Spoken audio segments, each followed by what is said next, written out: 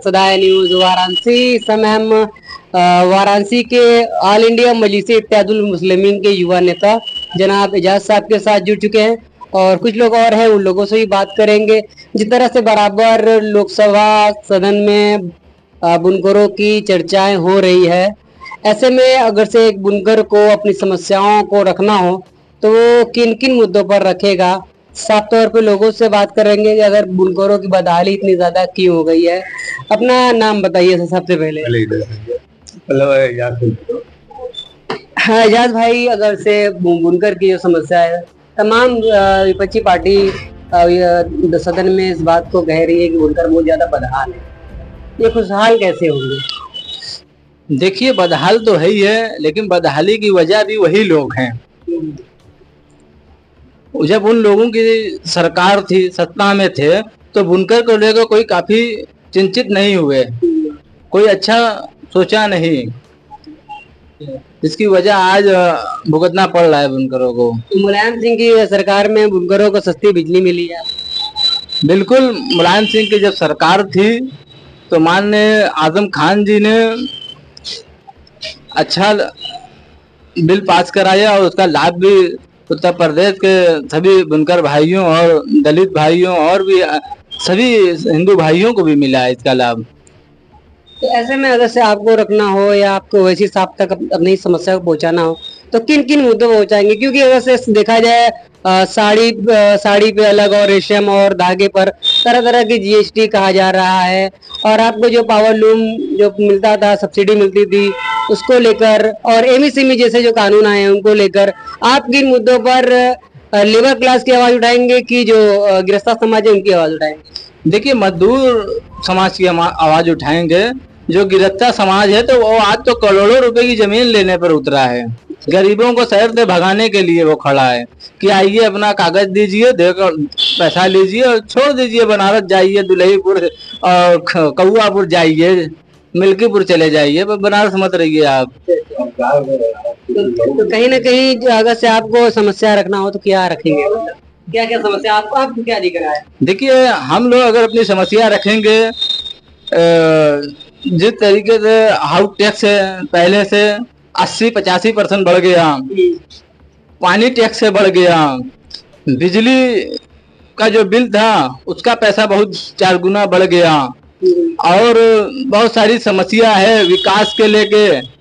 जो सही ढंग से बहुत सारे वार्ड हैं नगर निगम में, कार्य नहीं हो पा रहा है। कुछ समस्याओं को हमने भी रखा है जो वार्ड नंबर 80 में है और 88 के बीच में भी है।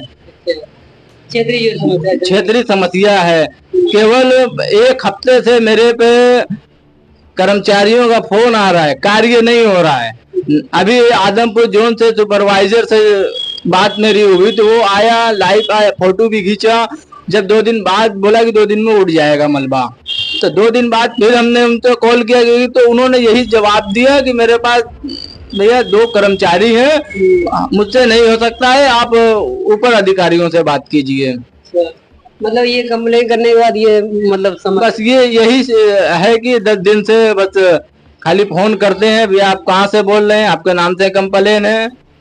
बस एक दूसरे से हवाला है कि ये मुझसे नहीं होता है, आप उनसे बात कर लीजिए, ये मेरा काम नहीं है। तो समस्याओं का समाधान नहीं हो पा रहा है। हो नहीं पा रहा है, केवल जनता परेशान है, बीच में मलबा पड़ा हुआ है, आने जाने में दिक्कत है।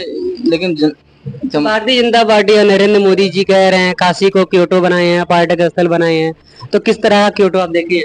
देखिए, हमने तो यही देखा कि जब 15 मिनट अगर बारिश हो जाए तो हमारी सड़कों पर 3 फीट पानी लग जाता है, जिसमें हजारों दुकान है, कई सौ लोगों घरों का जो है गेट है घर में आने जाने का, बच्चों को आने जाने का, पढ़ाई का मदरसा है, स्कूल है, इसी रोड पे आते जाते हैं, सब बाधित हो जाता है इस पानी लगने से।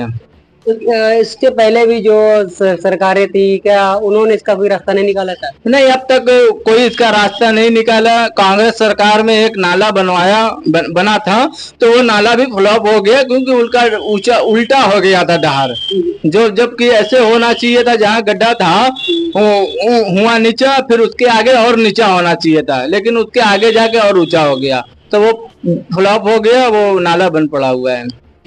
देश में जिस तरह से कानून व्यवस्था की बात हो रही है, बराबर योगी जी का जो बुलडोजर कार्रवाई देख रहे हैं, किस तरह से देखते हैं कि पहले जो विकास होता था, इससे पहले आपने कभी ऐसा विकास देखा है कि पूरे पूरे गांव को, पूरे पूरे शहर को 100 मकान, 1000 लोगों को घर से बेघर कर दिया जा रहा है?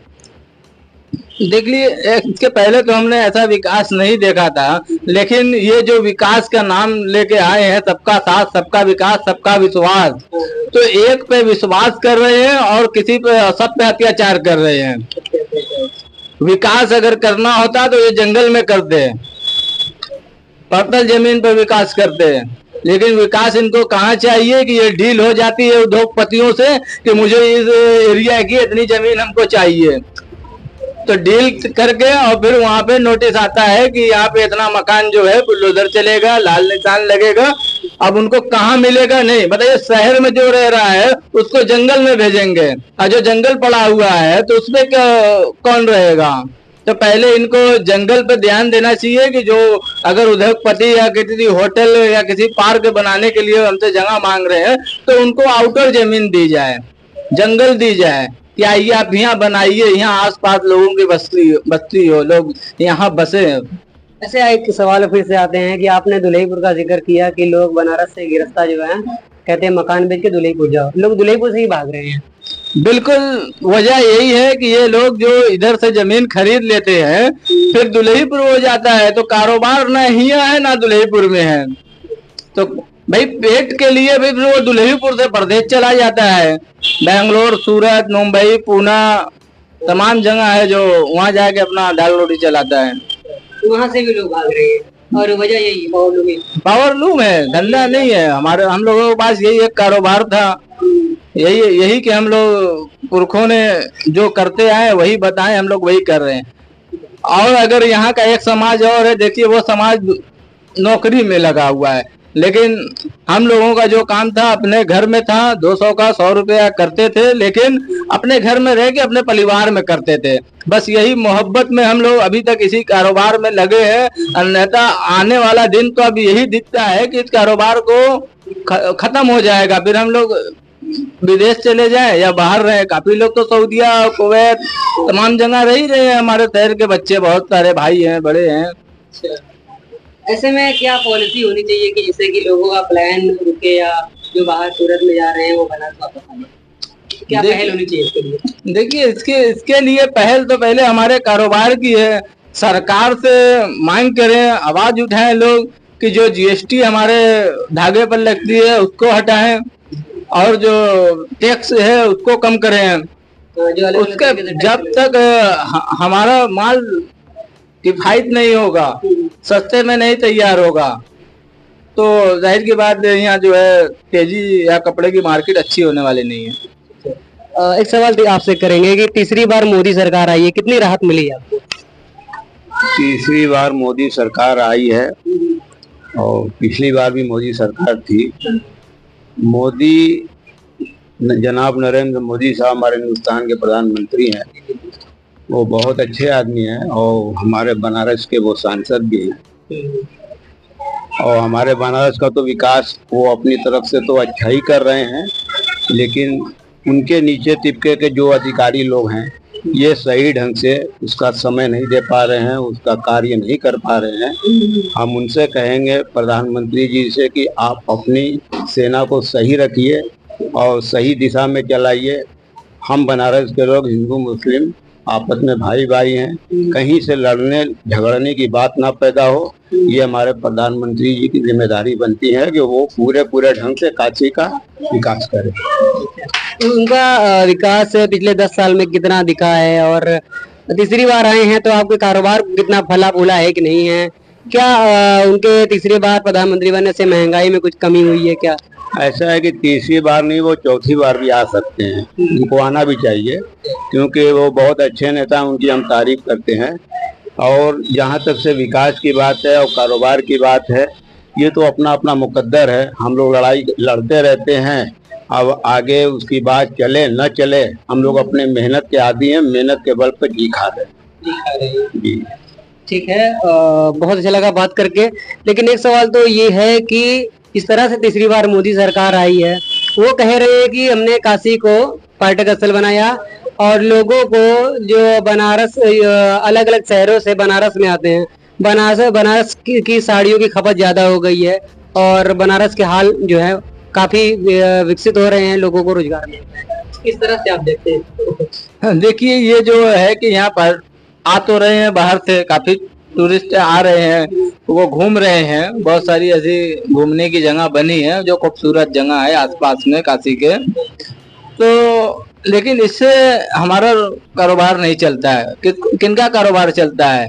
वो सूरत वाला कपड़ा जो यहाँ पे है वही बिकता है, और वो किससे बिकता है? दलालों के थ्रू बिकता है।